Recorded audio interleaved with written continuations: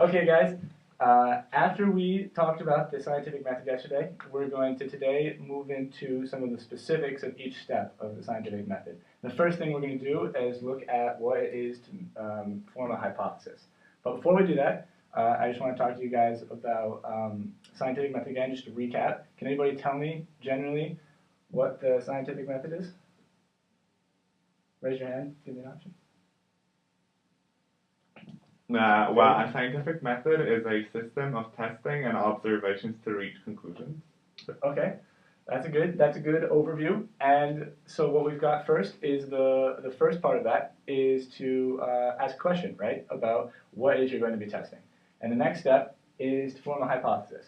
And now the key parts of a hypothesis are that it is testable and falsifiable. So I'm going to give you guys an example of this, is that, say when I come home, every day after I teach, I like to go home, I like to play basketball, so I pull out my basketball, shoot around for a little bit, and then put my basketball away and go, eat dinner. But recently I've been noticing that every day when I take out my basketball, it's flat. So I pump it up and then I shoot around, and then I put my basketball away and, and then go eat dinner. But I've noticed that and the next day, even though I pumped up the basketball, it's flat again. And so this is my problem. And I need to come up with a hypothesis for that, which would be something that I could test and see maybe it's right or not. It's sort of like an educated guess. And so my hypothesis is that my basketball has a hole in it. So I go from taking a question, why is my basketball flat, to a hypothesis, it has a hole in it. Because from there I can say it's falsifiable. I can test and say, does my basketball have a hole in it, and see whether or not it has a hole. If it does, then it's true. And if it doesn't, then my hypothesis is false. So this is the general idea of a hypothesis. It helps you have a problem, you identify a problem in the world, and then you narrow it down with a hypothesis, and so that you can direct an experiment and set up an experiment to test that hypothesis.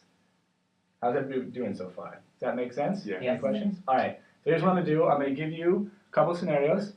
And I want you to come up with break down into groups and then come up with a hypothesis. And then we'll come back together and we'll share what we've come up with, okay? Mm-hmm. So first scenario, simple one, the light suddenly turned off.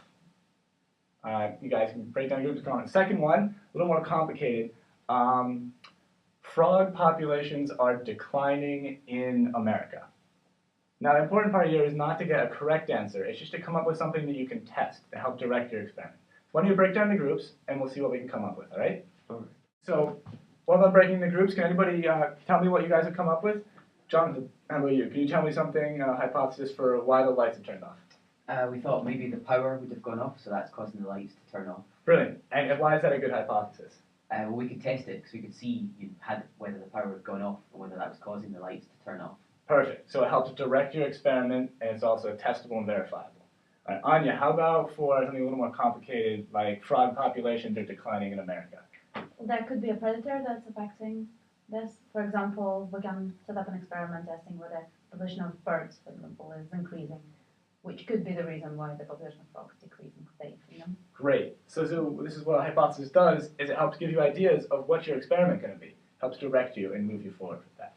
All right, guys. So this is great. I like, good work breaking down the groups. You stayed on task today, so we're doing a great job so far.